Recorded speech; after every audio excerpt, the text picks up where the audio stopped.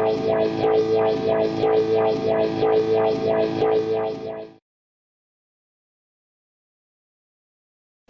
what's going on, guys? Brian from Zombie Guitar here.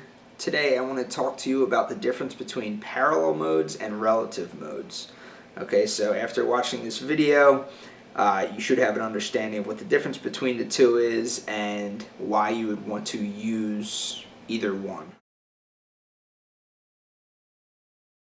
Okay, so first we have relative modes.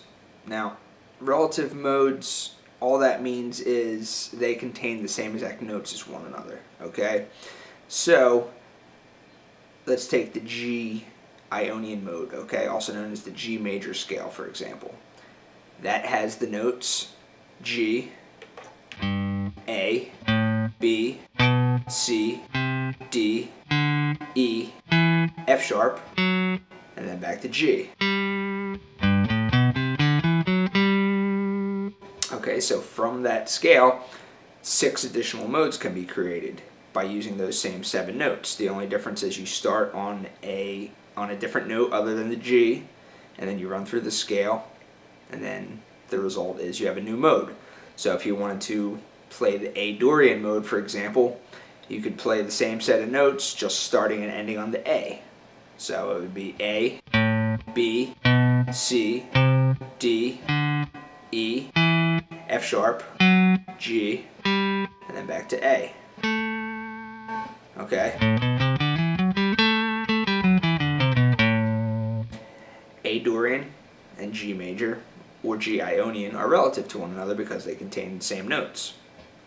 You can do this with any of the 7 notes. You can start on any of these 7 notes of the G major scale, start and end on a different note other than the G, and the result is going to be a relative mode, okay?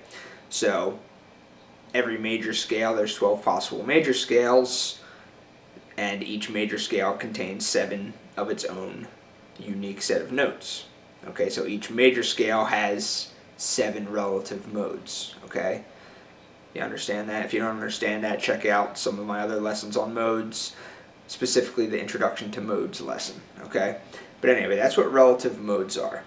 So now let's take a look at the entire fretboard diagram so you can actually see how this looks applied to the fretboard. Okay, so what you see here is the G major scale spanned across the entire fretboard, also known as the G Ionian mode. G Ionian mode, G major, same thing. Alright, so as I just said, every single major scale has 6 additional modes to it, including itself makes 7, okay? So you have the Ionian mode, and then you have the relative Dorian, then you have the relative Phrygian, Lydian, Mixolydian, Aeolian, and Locrian. 7 relative modes. Each of the 7 modes contains the exact same notes as one another. Okay? So, looking at this fretboard diagram, this is the G Ionian mode. In order to make this the A Dorian mode, every single note would remain exactly the same, and every single dot is going to remain exactly the same on the fretboard. The only thing that is going to change is that the highlighted note, which is now G, is going to become A. Okay, you see how nothing changed except for the colored note is now A. Okay, so now this is the framework for A Dorian. Same exact set of notes, the only difference is the tonal center. Previously it was G, now it's A. Now we could switch it to B Phrygian by simply keeping the same framework, only changing the highlighted note from A to B. Now you're looking at the fretboard diagram framework for B Phrygian. We could do the same thing for C Lydian, and D Mixolydian, and E Aeolian, and F sharp Locrian. Okay, so now I'm actually going to remove the dots, and now you just see that there's no colored note, there's no tonal center. This framework still remains the same, but there's no tonal center. Therefore, no matter what mode you play, so long as it's a mode of the G major scale, you can play any of these patterns, any of these shapes, any of these positions, any of these notes, but if you want to create a modal sound out of it, you would just shift your focus to whichever note you want to play. So if you wanted to play B Phrygian, you would focus on the B's, the note B within these patterns. If you wanted to play D Mixolydian, you would focus on the note D within this pattern. Okay? So that's how relative modes work. These modes are all relative to one another. Okay, so how would you use this in your playing? How would you actually apply this relative mode concept in your playing? Well, one very common way that a lot of guitar players use is they have the tendency to think of everything in terms of minor. Okay? So the relative major and the relative minor concept, those are just two modes. Those are just two relative modes. The Ionian mode is the major scale, and the Aeolian mode is the minor scale. And they are just relative to one another. Okay? Every major key has a relative minor and vice versa. So a lot of guitar players, they tend to think in terms of relative minors. So if, there's a chord progression that's going on in the key of, say, C major, a lot of guitar players will think, okay, well, the relative minor of C major is A minor. And they will then play all their minor scale patterns on the guitar, all the A minor scale patterns that they know, but they'll make sure to focus on the note C within those patterns, okay? So the patterns remain the same, but they're just changing their focus away from the note A to the note C, all right? So they're just thinking in terms of relative. Now the same concept can be applied to any mode, okay? You may only be familiar with maybe minor scale patterns, or you may be used to thinking of everything in terms of major scale patterns or whatever.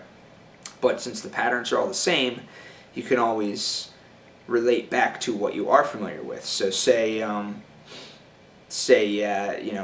want to improvise across the fretboard in D Mixolydian, but you're not really comfortable with D Mixolydian. Okay, you're not really comfortable with Mixolydian patterns, or it's just kind of a foreign scale to you at this point. Well, you can always refer back to one of its relatives that you are familiar with. Okay, so maybe you're familiar with the relative Aeolian mode of D Mixolydian, okay? So the relative Aeolian mode of D Mixolydian would be E Aeolian. Okay, if you don't understand how I came up with that, check out the video for the determining the parent major scale, or check out the Introduction to Modes video if you don't understand how I came up with that. But I'm assuming that you do have an understanding of what I'm talking about with this relative stuff. So you don't understand how to play D Mixolydian, but you do know the E minor scale really well. So you can just play your E minor scale patterns up and down the neck, but instead of focusing on the note E, you would focus on the note D within those patterns, because it's Mixolydian. That's the sound you want to create. You want to create the Mixolydian sound, not the Aeolian sound. Okay, so that's how you would use relative modes. Now let's get on to parallel modes. Okay, so parallel modes do not share the same notes as one another. Rather, they share the same root note. Okay, so in my Really Hearing the Modes series that I just did, I did one lesson for each of the 7 modes, and each of them was an A type of mode. Okay, so I did A Dorian, I did A Ionian, then I did A Dorian, then A Phrygian, then A Lydian, A Mixolydian, A Aeolian, and A Locrian. All of them had the root A, okay? So, let's take a look at some fretboard diagrams to see how this looks. Okay, so what you see here now on the screen is the framework for A Ionian, also known as the A major scale. This is the A major scale spanned up and down the entire neck of the fretboard, and this would be your framework for if the rhythm section was playing something that called for you to be playing the A major scale for your lead, for your framework for your leads. Okay, so now we can switch this pattern around and make it A Dorian. Okay, so you notice how all the notes were shifted around. Everything looks completely different. However, the highlighted note is still A. Okay? So this is A Dorian now. This is your framework for A Dorian. If you play within these patterns, play these scale patterns, constantly keeping your tonal center focused on the A, the result is going to be you're playing in the Dorian mode. Your playing is going to have Dorian sounding qualities. Okay? Now let's take a look at the A Phrygian mode. Alright, again, all the notes shifted around, but your tonal center, the highlighted note, is still A. It's a different color now because I have a different color for each mode, but it is still the note A. That's the colored note. Then you have A Lydian. Then you have A Mixolydian. Then you have A Aeolian, otherwise known as A minor. Then you have A Locrian. Okay, so that is looking at the fretboard diagram of each of the A rooted modes. How and when you would apply this parallel mode thing to your playing. Basically, this just allows you to hear the difference in each of the scales. Okay, modes, you can call them scales. Scales, modes, same thing. The root remains the same, therefore you can clearly hear the difference. You can hear the difference between A Ionian or A Dorian or A Phrygian or A Lydian or A Mixolydian, A Aeolian, otherwise known as A minor, A Locrian. And if you wanted to, you could do any other A type of scales too and hear what that scale sounds like the A harmonic minor scale. Okay? There's a million different scales, okay? They all have the root A, so the primary reason that you would want to use parallel modes, or one of the primary reasons that you would want to use parallel modes, is to really hear the difference in the tonal qualities of each of these scales, okay?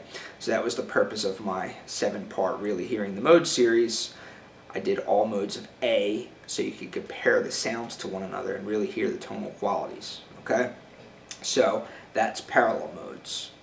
Alright, so hopefully this video was able to help clear up the difference between relative modes and parallel modes, and hopefully it was able to show you how you might use each one and actually apply it to your playing. Alright, so that's going to be it for this lesson. If you have any questions, feel free to contact me. Thanks a lot.